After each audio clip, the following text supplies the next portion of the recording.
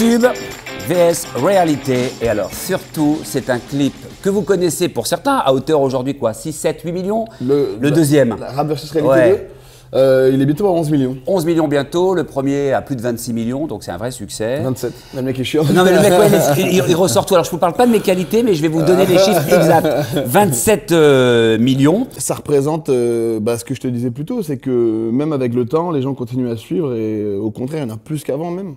Et ça, c'est la plus grande récompense avant même les vues. C'est-à-dire que les gens n'ont pas lâché et que l'humour fonctionne toujours à peu près bien, tu vois. Donc c'est ça pour moi le vrai, comment dire, la vraie conséquence de ce succès, de ce score, c'est que je me dis, voilà, c'est loin d'être fini. Il y a encore beaucoup de choses à faire et les gens sont encore voilà, vraiment à l'affût des vidéos. Et puis ça a tellement été partagé. La séquence où je parodie Kobalade, je l'ai vue partout sur Instagram, sur Twitter. Il y a pas mal de mes séquences qui sont devenues ce qu'on appelle sur Internet plus communément des mèmes. Qui a répondu, ouais. Qui a réagi, donc il va te mettre une amende. Est-ce que tu as le... Il va me faire khalas. Voilà, alors tu es rentré en contact avec lui, il est rentré en contact avec toi. Quoi qu'il en soit, tout le monde a très bien pris. Oui, mais après, parce que en fait les gars, c'est simple, c'est que j'ai pas parodié des artistes que je valide pas, je vais parodier que des gens dont j'écoute la musique. Moi je suis fan de rap et si les gens ont trouvé que les parodies étaient aussi bien faites, c'est parce que j'ai voulu bien les faire. J'ai pas voulu faire un truc un peu grotesque et faire de la parodie comme on a toujours pu voir dans l'humour. Quand on faisait du rap, c'était toujours yo, je suis la cité en personne. C'est ce que je veux dire. Et du coup, moi, je voulais vraiment, quitte à parodier Kobalade, quitte à parodier Fianso, que ce soit réaliste, mais que ce soit fait dans le respect de l'art de la personne. Et Koba, moi, je suis fan et j'ai écouté son dernier album que j'ai beaucoup aimé. Voilà. Ça m'a pris à écrire. J'allais te dire 2 ans, mais c'est pas vrai. Ça m'a pris 3 sessions avec mes co-auteurs, mais en vrai, vu que je l'avais fait il y a 2 ans, je voulais pas en ressortir une 2 semaines après, 1 mois après. Je voulais quand même que ce format-là, vu qu'à chaque fois il fonctionne plutôt bien, eh ben je veux pas que laisser de chance à ce qu'il y ait une blague un peu moins forte. Je voulais être sûr que la vidéo elle soit comme je le voulais depuis le début, comme l'était la première, assez dynamique, comme l'était la première, assez dynamique, assez avec un montage rapide, des vannes qui percutent, tu vois. Et là, pour la deuxième, du coup, j'ai pris le temps de faire ça. J'ai pris le temps de faire un vrai travail sur moi, faire en sorte de aussi faire une analyse du rap qui soit différente. Parce que dans la première, il fallait parler un peu des codes assez larges du rap. Là, dans celle-là, j'ai un peu resserré pour que ceux qui aiment le rap, ceux qui connaissent et ceux qui ont vu la 1 se disent pas, bon, c'est un peu la même chose sur la 2. Il a fallu faire en sorte que la vidéo, elle soit qualitativement au-dessus, donc voilà, ça a été un taf. Donc je te dirais que en vrai, ça m'a pris 2 ans avant de me dire, ok, j'en fais un deuxième, je suis prêt. Ensuite, à tourner 3 jours de tournage, et à monter 1 semaine.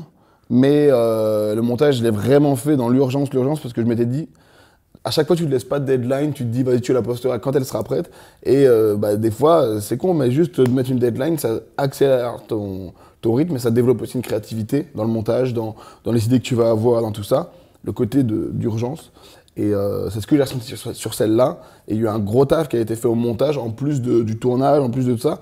Et c'est pour ça que j'étais heureux à la fin de la poster. Parce que certes, j'avais passé 5 jours en slip dans mon bureau, en train de transpirer, quand du matin au soir, en train de galérer. Ouais. Mais à la fin, j'ai sorti un résultat. C'est pas mal, c'est pas mal. Et autour de moi, j'ai écrit cette vidéo avec deux de mes co-auteurs avec qui je bosse souvent, qui sont Anis Nakache et Freddy Gladieux, voilà, avec qui aussi j'écris un autre gros projet en ce moment, et qui est souvent dans mes vidéos, tout ça et tout.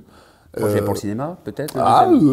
Oui, j'ai pas entendu la réponse. Oui, on en parlera peut-être. C'est une sorte de oui. Dans quelques instants. Et donc, là, voilà. Donc vous êtes 3. On était 3 à écrire dessus. Voilà. Ensuite, l'équipe de tournage. L'équipe de tournage, c'est une équipe que moi et Alexandra, on a sélectionné, enfin qu'on s'est fait à force de faire les tournages. Donc c'est une équipe, tu vois. Et le montage? Et le montage, c'est moi. C'est toi, uniquement toi. J'ai un gars qui, là, sur cet épisode, j'ai eu Mathieu qui s'occupait de faire en fait, le pré-montage. C'est-à-dire qu'il va prendre toutes les séquences, il va me les mettre à la suite et il va mettre le son, il va le synchroniser avec la vidéo pour qu'après moi, au montage, j'ai plus qu'à sélectionner et faire tout. Mais après, tout le reste du montage, c'est vraiment moi qui sélectionne toutes les séquences, qui met tout bout à bout, qui fait quelques effets spéciaux même aussi. Et qui fait en sorte que ça soit dynamique, tout ça. Et puis tous les gens que l'on voit, les figurants, ce sont tes potes. C'est un casting en amont qui t'opérait. Il y a tout, mais la plupart c'est des potes et après sinon ça le devient. C'est des mecs qu'on recrute, que je demande à des potes à moi, ouais, faites un appel dans vos Insta, qu'il y ait quelque chose et tout, machin, parce que réunir 15-20 mecs pour faire une scène de clip, sans budget spécialement, parce que moi c'était vraiment, c'est pas une vidéo qui a été sponsor ou quoi, c'est vraiment, c'est moi qui ai du tout financé. Tu peux pas te retrouver à payer 20 figurants. Tu parles de budget, on va pas te demander combien, mais quoi qu'il en soit, c'est un certain budget. Ouais.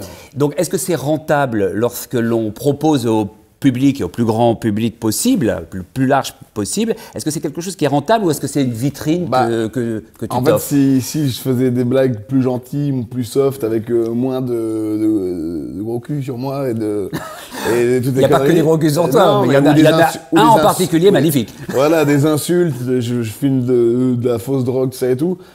Les annonceurs sont pas trop chauds de mettre leur pub devant, donc non, c'est pas rentable, mais c'est pas ce que je cherche avec ce genre de vidéo. Ce genre de vidéo, c'est plus pour, voilà. Non, mais c'est bien de le dire. Le concept que je kiffe est marqué. C'est bien de le dire parce qu'on pense que les youtubeurs, surtout ceux qui ont beaucoup de succès, ça gagne beaucoup d'argent. Et non, il peut y avoir aussi des projets. Bah, l'argent, moi, il vient d'autres vidéos des fois, ou alors il vient d'OP, ou il vient de l'album, tout ça, mais moi, ça m'attire pas du tout depuis que j'ai commencé avant qu'il y ait de l'argent sur YouTube.